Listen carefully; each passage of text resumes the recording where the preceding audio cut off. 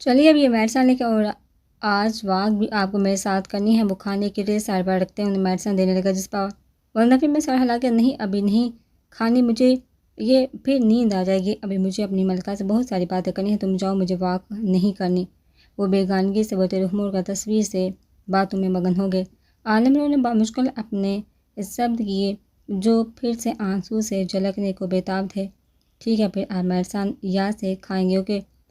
وہ انہیں جاتے ہوئے ناراض کرنا نہیں چاہتے تھے، تبھی مسکا کر نرمی سے بولا تھا۔ جا پروا بنا اس کی بات پر توجہ دیے اپنے آپ میں مشغول رہے۔ وہ دوسری جانب سے گھوم کر ان کی جانب آئے، محبت سے ان کی پیشانی چومتے اس کے دونوں ہاتھ کو تھامتے ان کا نورانی چہرہ اپنی آنکھوں میں سمے وہاں سے نکل گیا۔ عالم راؤ کے نکلتے انہوں نے سر اٹھا کر دروازے کی جانب دیکھا اور تصویر کو سینے سے لگا آنکھیں موند گئے۔ ملکہ تم جانتی ہو میں نے تمہارے لیے بہت پیاری پیاری پینٹنگ بنائی ہیں، پر کوئی بھی تم جیسی نہیں بنا پائے، تمہیں کاغذ پر اتارنا کہاں ممکن ہے، کتنی پیاری ہو تم۔ پر میں نے کوشش کی ہے، وہ اپنی ملکہ سے باتوں میں مگن اپنی ہی دنیا بسائے بیٹھے تھے۔ عالم راؤ جیسے ہی حرم محل سے نکلا، کال پر دوسری جانب سے ملتی خبر پر وہ جھنجھلا اٹھا۔ وہ اپنی منزل کی جانب ریش ڈرائیو کرتا بڑھا۔ اندھیری رات میں جنگل میں مسلسل ننگے پاؤں بھاگ رہی تھی، پاؤں پوری طرح سے زخمی ہو چکے تھے، پورے وجود میں جیسے سوئیاں چبھ رہی تھی، دل جیسے اس کا پور کسی پھوڑی کی مانند دکھ رہا تھا، پر پھر بھی وہ اندھا دھند بھاگ رہی تھی۔ اسے بس اس ویرانوں سے نکلنا تھا، تبھی اسے ایک طرف روشنی دکھائی دی، اور اس روشنی میں ایک خوبصورت سا سنہری آنکھوں والا تقریباً 15 سال کا لڑکا جو اس کی جانب دیکھ کر آنسو بہا رہا تھا۔ وہ آنکھوں میں حیرانی لی، اس کی سمت بھاگی، پر وہ فاصلہ تھا کہ تمام ہونے کو ہی نہارا تھا۔ وہ تیزی سے اس کی جانب بھاگی، بنا اپنے درد کی پرواہ کیے، پر فاصلہ جیسے صدیوں پر محیط ہو گیا تھا۔ وہ مزید زخمی ہو رہی تھی اس تقدم میں، پر وہ ہار ماننا نہیں چاہتی تھی۔ وہ اس کے قریب ہی پہنچ گئی تھی، وہ خوش ہوئی کہ اس نے اپنی منزل پا لی، کہ اچانک وہ سارا منظر ہی بدل گیا اور وہ ایک طرف صحرا میں بدل گیا۔ وہ پھر سے بھٹکنے لگی، پر اس پر اسے شدت سے بھوک پیاس کا احساس بھی ہونے لگا۔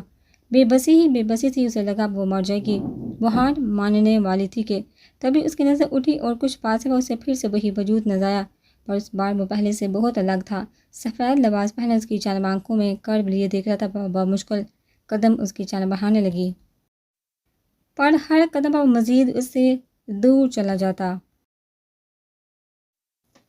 وہ اپنی بے بسی پر آنسو بہانے لگی، وہ گھٹنوں کے بل زمین بوس ہوئی، وہ زاروں قطار رونے لگی، داڑیں مار مار کو اسے لگا اس کا سارا سفر، اس کی ساری اذیتیں اٹھانا بے جا گیا۔ اسے اپنے گال پر کسی کا لمس محسوس ہوا، اس نے سر اٹھا کر دیکھا، وہ اس کے قریب بیٹھا اس کے آنسو اپنے بورے پر چون رہا تھا۔ وہ مسکرا اٹھی کہ وہ اس کے قریب تھا، تھکن زدہ چہرے پر پھول کھل اٹھے، پر جیسے اس نے اسے چھونے کے لیے ہاتھ بڑھایا اور وہ پھر سے اسے بہت دور دکھائی دیا اور پھر اچانک سے غائب ہو گیا۔ ساحل وہ چیخ مارتی نیند سے بیدار ہوئی، پورا وجود پسینے سے شرابور تھا، دل بری طرح سے لرز رہا تھا، وہ شاداب بھی اسے خواب کی زیر اثر تھی۔ سانس کچھ ہموار ہوئی تو آنکھوں کے سامنے ہوش کھونے سے پہلے کا منظر لہر آیا، جب وہ نقاب پوش اس کے سامنے بے ہوش ہوا تھا۔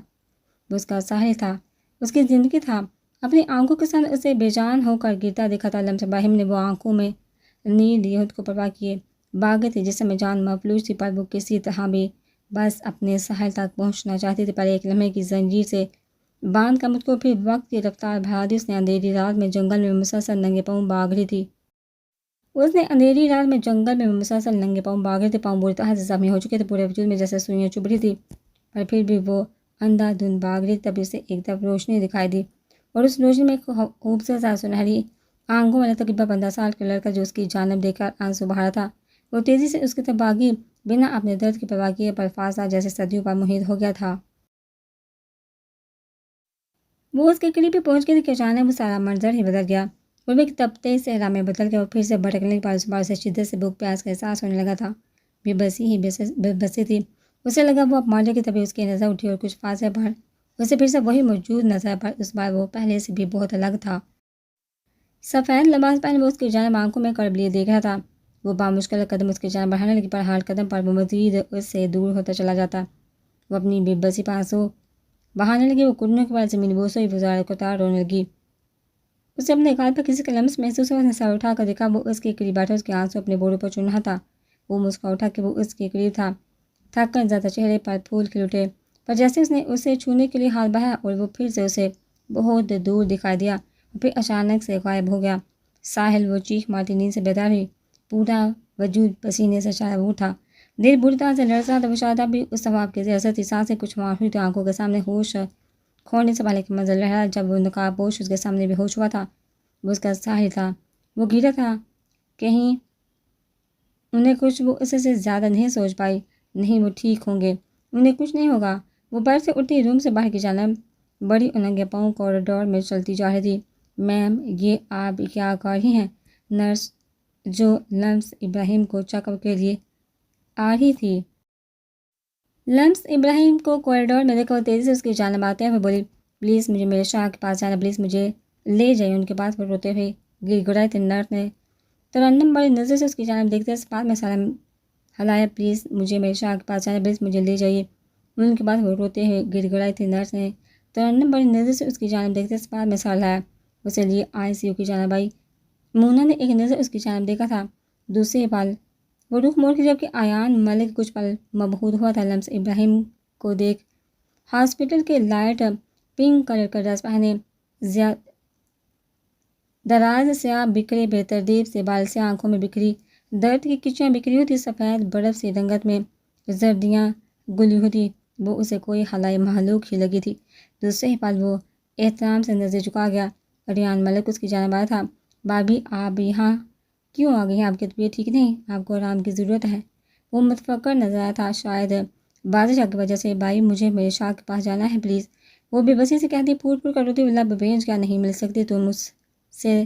نروس بریک ڈاؤن ہوا ہے اس کا، اور اگر کچھ ہی دیر میں اسے ہوش نہیں آیا تو وہ کومے میں چلا جائے گا۔ وہ بے تاثر نظر سے اس کے مرجھائے ہوئے چہرے کو دیکھتی صفاقے سے بولی، شاید وہ اس کے سب ذمہ دار لمس ابراہیم کو ہی سمجھ رہی تھی۔ لمس ابراہیم کو اپنے ارد گرد دھماکے ہوتے محسوس ہونے لگے۔ نہیں تھا تم جھوٹ بول رہی، ایسا نہیں ہو سکتا میرے شاہ، مما مجھے چھوڑ کر نہیں جا سکتے، تم جھوٹی ہو تم، میرا اللہ میرا ساتھ ایسا نہیں کر سکتا، وہ مجھ سے میری زندگی نہیں چھین سکتے، تم جھوٹی ہو۔ وہ ہزیاتی ہوتی چلائی۔ ریان ملک اور ایان ملک کو ترس آیا تھا اس معصوم پر۔ شٹ اپ مونا، ریان ملک نے اسے چپ کروانا چاہا، پر وہ آج لمس ابراہیم کے سانس سے چھین کا ہی ماننے والی تھی۔ شاید یہ سچ ہی سب تمہاری وجہ سے ہو، تم ہو اس سب کی وجہ، عذاب کی طرح نازل ہو گئی ہو تم ہم سب پر، دفع ہو جاؤ، جان چھوڑ دو اس کی اب۔ مونا جو کب سے ضبط کیے بیٹھی تھی، کامی کی بھی نہ سنتے غصے سے پھرتی لمس ابراہیم کی جیسے جان نکال گئی تھی۔ مونا اسٹاپ اٹ، اس میں بابی کا کوئی قصور نہیں۔ ریان ملک غصے سے اسے جھنجھوڑتے ہوئے بولا تھا۔ ریان ملک نے لب بھیجے رخ موڑا تھا، ورنہ اس کا دل چاہ رہا تھا ایک لگائے مونا کے اور اسے ہوش دلائے۔ اسی کا ہی قصور ہے سارا، یہی ہے منحوس۔ اس سے پہلے کہ وہ مزید زہر لمس ابراہیم پر اگلتی ایک زوردار تھپڑ نے اس کی آواز کا گلا گھونٹا۔ تھپڑ کی شدت سے مونا کو اپنے دماغ سے سناتا ہوا محسوس ہوا۔ دفع ہو جاؤ مونا یہاں سے ابھی کے ابھی، اس سے پہلے کہ تم میرا غضب دیکھو۔ عالمرو غصے سے ڈرا تھا۔ مونا نے بےچینی سے عالمرو کی جانب دیکھا تھا۔ آج تک اس نے اس پر کبھی ہاتھ نہیں اٹھایا تھا۔ لمس ابراہیم جس میں مزید ہمت نہ تھی پہ در پہ اعصاب شکن جھٹکے سہنے کی، اپنا سر تھامتی اس سے پہلے کہ کسی عالمرو نے اسے تھاما تھا۔ گڑیا آنکھیں کھولو بیٹا، وہ لمس ابراہیم کے گال تھپ تھپاتے نرم لہجے میں بولا تھا، پر وہ ہوش میں ہوتی تو سنتی نہ۔ اسے اٹھا تیزی سے واپس اس کے روم میں لیے بڑا تھا ڈاکٹر تیزی سے اس کی جانب آئی تھی۔ عالمرو نے شدید اذیت سے اپنی پیشانی مستی، وہ پہلے بادشاہ کی وجہ سے شدید اذیت میں مبتلا تھا۔ اس پر لمس ابراہیم کی خراب حالت اسے بری طرح سے تھکا رہی تھی۔ جی بادل کو ہوش آ گیا ہے، وہ آنکھیں مودے دیوار سے سر ٹکا بیٹھا تھا جب ریان ملک نے مسکراتے ہوئے اسے خبر سنا۔ عالمرو کے بے جان وجود میں جیسے جان سی آ گئی تھی۔ آئی سویر بات تھی، آج بار اگر تم نے ایسا کچھ کیا تو بہت پیٹے گا تو میرے ہاتھوں۔ عالمرو نے دھمکی دیتے اس کی پیشانی پر بوسہ دیا تھا تو وہ ڈھال سے مسکرا دیا۔ ہاں جی، ایک بار اسے ٹھیک تو ہو لینے دو، اب کی بار ہم پنچنگ بیگ کی جگہ اسے لٹکائیں گے، پھر دیکھنا کیسے سیدھا ہوتا ہے یہ کمینہ۔ ریان ملک نے اپنی ہی ہانک کی تھی۔ عالمرو نفے میں سہلا گیا تھا، بول اب آپ جلدی سے ٹھیک ہو جاؤ یار، میرے آتے ہیں آپ بستر سے لا کے، دیٹس ناٹ فیئر۔ ایان ملک بادشاہ کے نڈھال سے وجود کو دیکھتے آخر میں روٹھے پن سے بولتا بادشاہ کو متبسم کر کے، لمس کہاں ہے جان، اپنی زندگی کو کہیں نہ پاتے؟ وہ لہجے میں دنیا جہاں کی بے صبری اور فکر لیے بولا۔ اس کے سوال پر سب کو چپی لگی تھی۔ وہ ٹھیک ہے باجی، میں نے اسے گھر بھجوا دیا ہے، یہاں بے آرام ہوتی۔ وہ عالمرو نے بات سنبھالی، پر وہ مطمئن کہاں ہوا تھا، ایسا تو ہو ہی نہیں سکتا تھا کہ وہ تکلیف میں ہوتا اور لمس ابراہیم سکون سے گھر جاتی۔ مجھے گھر جانا ہے، وہ اس پہاڑ لہجے میں بولا تھا۔ بٹ بازل ابھی تمہاری طبیعت ٹھیک نہیں، ریان ملک متفق عرصہ گویا ہوا آئی سے مجھے گھر جانا ہے جان ابھی کے ابھی وزیری انداز میں بولے تو عالم راؤ نے اس بات میں صلاح ٹھیک ہے چلتے ہیں، تم ہائے پر نہیں ہو، ابھی تمہاری طبیعت ٹھیک نہیں۔ عالم راؤ اسے کام کرتے ہوئے بولا، ریان تم ساری فارمیلٹیز سے پوری کرو، ایان گاڑی نکالو، میں بازی کو لے کر آتا ہوں۔ وہ ریان ملک کو محسوس اشارہ کرتے ہوئے گویا ہوا جس پر وہ سواد میں سہارا لاتے وہاں سے نکل گیا، جبکہ ایان ملک بھی اس کی بات پر عمل کرتے وہاں سے نکل گیا۔ جان لمس ٹھیک تو ہے نا؟ اور ہیزی گڑیا تو کچھ نہیں بتایا نا تم نے؟ وہ فکر مندی سے بولا، یہ دو نازک جان سی ہستیاں اسے اپنی جان سے بھی زیادہ عزیز تھی۔ سب ٹھیک ہے بازی اور ہیزل کو بھی میں نے کچھ نہیں بتایا۔ ڈونٹ وری، عالم راؤ کے کہنے پر وہ کچھ پرسکون ہوا، وہ لوگ گھر کے لیے نکلے تھے، آدھی رات ہو گئی تھی، پر نہ تو بادشاہ گایا لمس کو لے کر نہ عالم راؤ گھر آیا۔ ہیزل نے اور ستارہ نے سب کے انتظار میں کھانا بھی نہیں کھایا تھا۔ ہیزل تو رو رو کر ہلکان ہو رہی تھی، ماریا اور جینی نے بھی بہت کوشش کی تھی، وہ دونوں کچھ کھا لے، پر ہیزل کے نہ کھانے پر ستارہ نے بھی کچھ نہیں کھایا تھا، پر ماریا نے زبردستی ایک ایک glass brownie shake hot chocolate ڈال کر دیا تھا، ساتھ تھوڑا سا کارن فلیکس بھی کھلایا تھا۔ ٹینشن انہیں بھی ہو رہی تھی کیونکہ ابھی تک کوئی خبر نہیں آئی تھی۔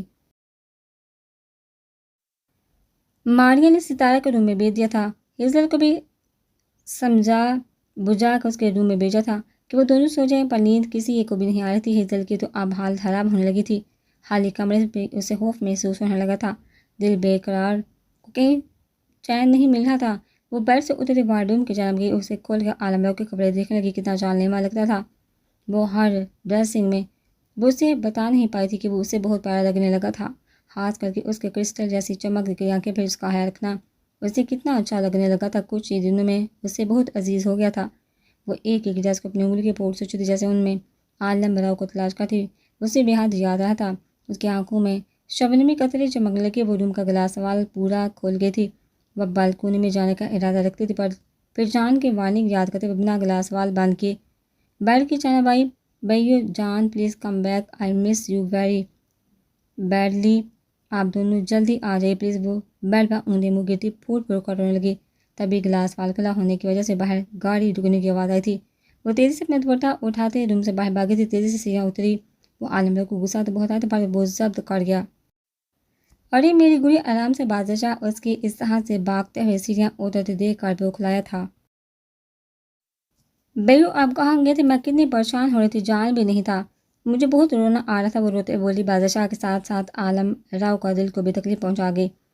بیو کی پرنسس رونا، ہم آ گئے ہیں، اب جلدی سے مسکرا کر دیکھو اپنے بیو کو، بوس کے آنسو صاف کرتے محبت سے بولا تھا، جس پر وہ رونا چھوڑ کر نم آنکھوں سے مسکرا دی۔ عالم راؤ نے اس دھوپ شام سے منظر کو اپنے دل میں اتارا تھا۔ یہ ہونا بات چلی، اب آپ آرام کرے، ورنہ آپ کے شوہر محترم ہمارے ملنے پر کرفیو لگا دیں گے، کیونکہ اس وقت وہ شدید جل بن رہے ہیں۔ وہ اپنے اندر اٹھتے درد کو دباتے چلا سے کہتے ہوئے اسے سہکا گیا۔ عالم راؤ نے اسے آنکھیں دکھائی تھی، چلو شکل گم کرو اپنی، مجھے بھی اپنی جانب سے ملنے دو۔ وہ روب سے کہتے ہیزل کو اپنے حصار میں لے گیا۔ اپنے بھائی کے سامنے عالم راؤ کے طرز تہاتر پر وہ ایسی بے باکی پر اور شرم سے پانی پانی ہوتی، سال تباہوں گلال ہوتی، اسے دھکا دیتے اوپر کی جانب بھاگی تھی، دھیان سے جانا، وہ تنبیہ کرتے بولا۔ اس کے جاتے ہی پیچھے سے ان دونوں کے چہرے کے تاثرات بدلے رہے، تم آرام کرو بازی، پر صبح تم مجھے سب کچھ بتاؤ گے، سب کچھ، مطلب سب کچھ۔ وہ بادشاہ کی جانب مڑتے ہوئے درستی سے گویا ہوا بہت تکلیف دہ ہے جان صاحب، وہ کرب سے بولتا آنکھیں میچ گیا۔ آنکھیں بند کرنے پر بھی ہم حقیقت سے بھاگ نہیں سکتے باسی، اور آج کے بعد تم کبھی نظر نہیں آؤ گے مجھے، ان لوگوں کو تیل تیل مارا جو تمہاری ایسی حالت کے ذمہ دار ہے، اور یہ یاد رکھو کہ تم جے ایس کے بادشاہ کو کبھی نہ جھکنے والا، بڑے بڑے پہاڑوں سے ٹکرا کر اسے ریزہ ریزہ کر دینے والے جے ایس کا بادشاہ سمجھے۔ وہ مضبوط لہجے میں بادشاہ کو بار بار کرواتے بولا تھا۔ بادشاہ کے چہرے پر قحط کی چھائی تھی، اپنے دشمن کے بارے میں سوچ، ہاں اب گرنے والا نہیں تھا، بلکہ اب اپنے دشمنوں پر قہر ڈالنے والا تھا، وہ سب کو بہت بھیانک انجام کرنے والا تھا۔ آرام کرو، میں ایان سے کہتا ہوں، وہ تمہارے روم میں کھانا بھجوا دے گا، کھا کر میڈیسن لیل نے تمہارا ٹھیک ہونا سب سے پہلے عالم و ہنوز انداز میں گویا ہوا تھا۔ وہ ٹھیک کہہ رہا تھا کیونکہ ابھی بھی اس کے ساتھ اس کا ساتھ چھوڑ رہے تھے، جسم سے جان جیسے کسی نے کھینچ رکھی تھی۔ ہیزل کے سامنے اس نے ہر ممکن کوشش کی تھی کہ وہ ٹھیک نظر آئے، کیونکہ وہ اپنی معصوم سی بہن کو تکلیف نہیں دینا چاہتا تھا، جسے ابھی تو کچھ سکون ہوا تھا۔